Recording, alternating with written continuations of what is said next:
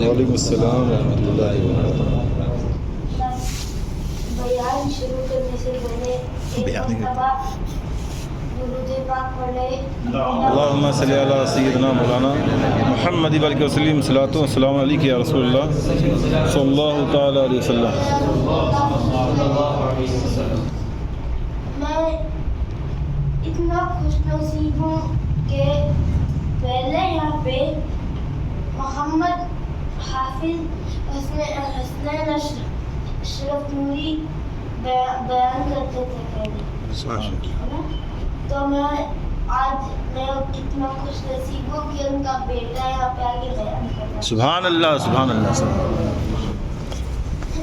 بلال حبشی رضی اللہ تعالی عنہ آقا کریم صلی اللہ تعالی علیہ وسلم کا چہرے کو تلاش کیا کرتے تھے۔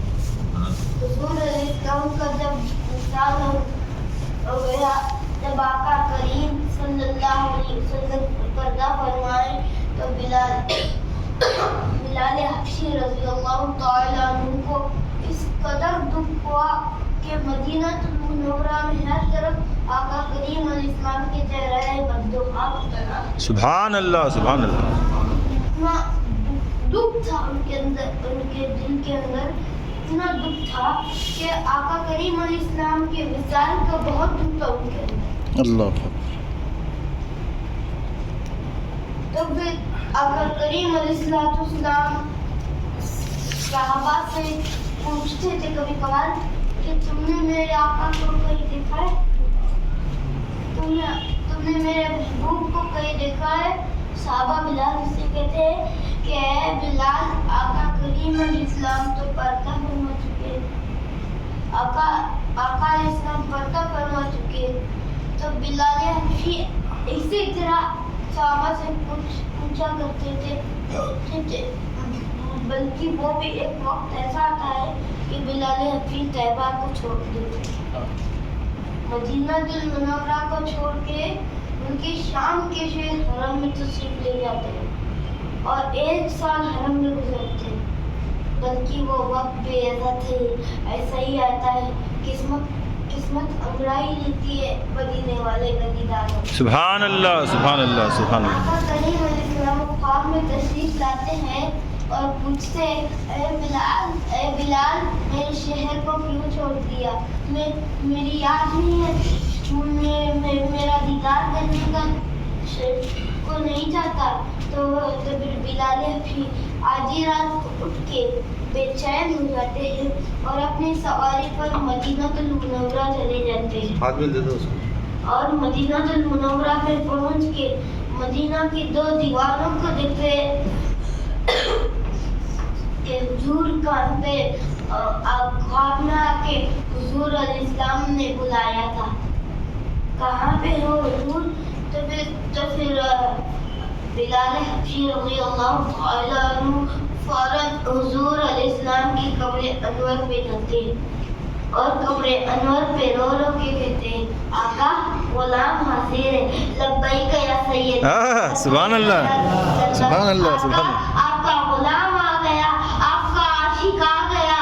آقا آپ نے خواب میں آ کے بولا تھا نا کہ اے بلال ملکی شام کو چھوڑ کے حرم کو چھوڑ کے مدینہ میں آ جا۔ آقا اب کی بات نہ میں حاضر ہوں، اے یا رسول اللہ کو جلوہ دکھا دیجیے۔ سبحان اللہ۔ جلوہ دکھا دیجیے۔ اس کے فوراً بعد ایک کیفیت طالب ہوتی ہے، ایک ایسی کیفیت آتی ہے کہ بلال حبشی فوراً بے ہوش ہو کے گر پڑتے ہیں، بلال حبشی بے ہوش گر پڑتے ہیں۔ تو پھر کچھ دیر کے بعد صحابہ نے بلال حبشی کو گود میں اٹھا کے باہر مسجد نبوی کے باہر لے کر گئے، اور جب بلال کی آنکھیں کھلی تو اس وقت مدینہ المنورہ میں بس ایک ہی شور ہے، وہ مدینہ میں کیا شور ہے؟ ایک ہی شور ہے، کیا پتہ ہے؟ سنا ہے آقا کا غلام لوٹ کے آ گیا۔ سبحان اللہ سبحان اللہ۔ سنا ہے حضور کا غلام لوٹ کے آ گیا ہے۔ اب لوگ یہ چاہتے ہیں کہ بلال حبشی کی زیارت مسجد نبوی میں، ہاں مسجد نبی میں ہوں. مسجد نبی میں بلال حبشی کی زیارت ہو. جب صحابہ نے کہا کہ بلال اپنی آواز تو سنا دے. سبحان میرے اللہ. بھائیوں، جب انسان کو جب کسی سے پیار ہوتا ہے اس کی آواز سے بھی اس کو پیار ہوتا ہے. بے شک بے شک بے شک.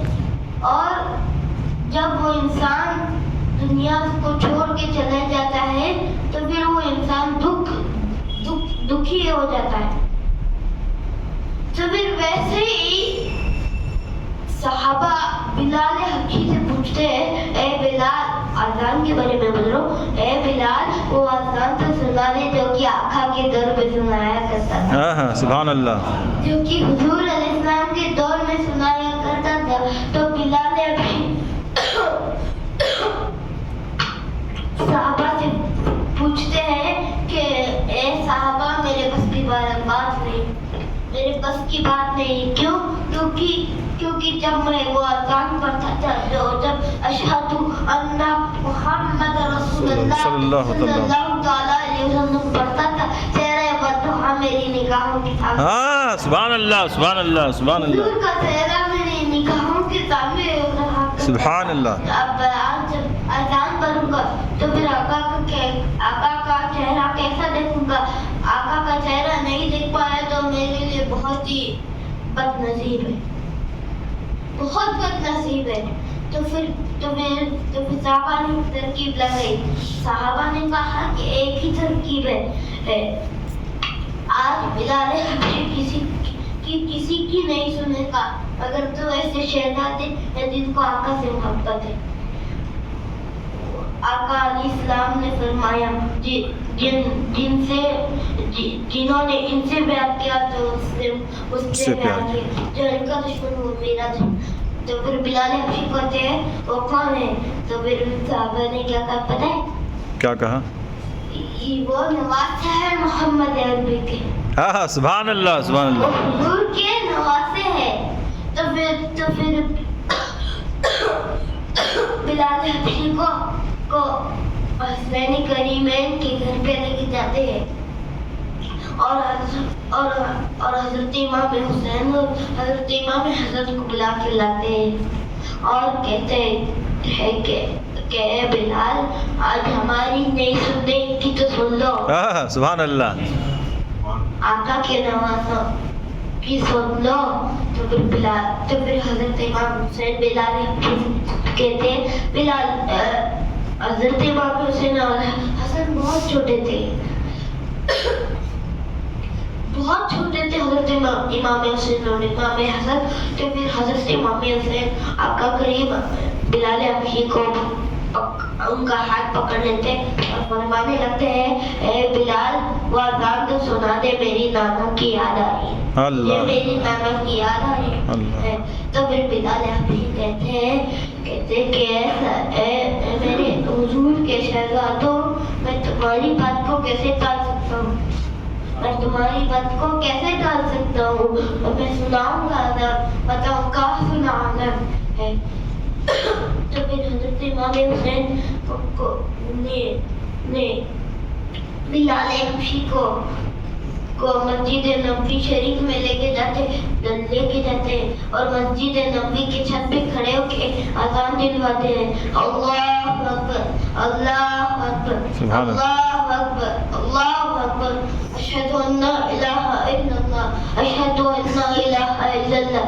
طیبہ کی گلیوں میں بلال حبشی کی آواز وہ گونجتی ہے. طیبہ کی گلیوں میں آقا کریم علیہ السلام کے غلام بلال حبشی کی وہ ساؤنڈ پہنچتی ہے کہ پورے طیبہ کے لوگ، بھائی بہن ماں باپ سارے لوگ کام چھوڑ کے باہر آ جاتے کہ دیکھو آقا کا غلام آیا ہے. سبحان اللہ. تو پھر ننھے بچے بھی کہتے ہوں گے اپنی ماں سے کہ ماں آقا کا خود تو غلام آ گیا تو آقا کب آئیں گے؟ اللہ اکبر. آقا کا غلام تو آ گیا، آقا کب آئیں گے؟ تو پھر بلال حبشی اشہد ان لا الہ الا اللہ کے بعد جب जब बिलाल की अशहदु अन्ना मुहम्मद रसूलुल्लाह सल्लल्लाहु अलैहि वसल्लम पढ़ते हैं तो देखते हैं कि जरा बद्दुआ नजर नहीं आया। बिलाल की नीचे गिर पड़ते हैं, बेहोश होके गिर पड़ते हैं। कुछ देर के बाद सहाबा उनको उठाते हैं और बिलाल हबशी का मदीना में रहना नामुमकिन हो जाता है। फिर उसके बाद वो बिलाल भी फिर वापस हरम चले जाते हैं। ये है मेरे आका के आशिकों का मतलब। बेशक, सुभान अल्लाह, सुभान अल्लाह। हुजूर अलैहिस्सलाम के आशिक बहुत ही अच्छे होते हैं। हुजूर सल्लल्लाहु तआला अलैहि वसल्लम ने अपने आशिकों को सुन्नत के बारे में बताया, अपनी सुन्नतों के बारे में बताया।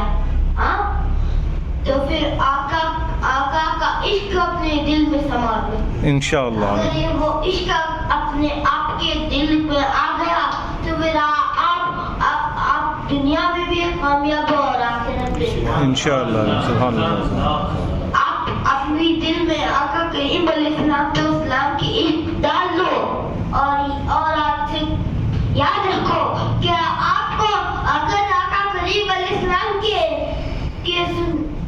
का दीदार चाहिए तो फिर आज ही से ये तय कर लो कि आका करीम अलैहिस्सलाम की सुन्नतों पर चलो इंशाअल्लाह। आमीन, आमीन, आमीन। अगर आप सुन्नतों पर चलेंगे तो ये आपको आका के दीदार हो इंशाअल्लाह। सुभान अल्लाह, सुभान। और मैं आपको एक बात बोलूं। हाँ, बोलिए। मतलब आका करीम अलैहिस्सलाम हिंदुस्तान की तरफ मुँह करके अल्लाह ताला से दुआ मांगते और फरमाते हैं कि अल्लाह इस हिंद को तू सलामत रख, इस हिंद को तू सलामत रख। तो ऐसे ही वो कुछ दिन हो जाता है तो फिर एक सहाबा ने पूछा कि या रसूलल्लाह सल्लल्लाहु तआला अलैहि वसल्लम, आका आप इस देश की तरफ मुँह करके क्यों दुआ करते हो? तो फिर आका ने ऐसा जवाब दिया जिससे आपका दिल भी खुश होगा इंशाअल्लाह। क्या दिया आपको पता है? यहाँ पे ऐसा वली पैदा होगा जो कि सारे सुन्नियों का बाप है। उसका नाम अहमद रजा आला हज़रत। सुभान अल्लाह, सुभान अल्लाह, सुभान अल्लाह, सुभान अल्लाह। आला हज़रत इमाम अहमद रजा है। सुभान अल्लाह, सुभान अल्लाह। बस तो आज सही में वैसा हो गया है ना? बेशक, बेशक। बस सुभान अल्लाह, सुभान अल्लाह।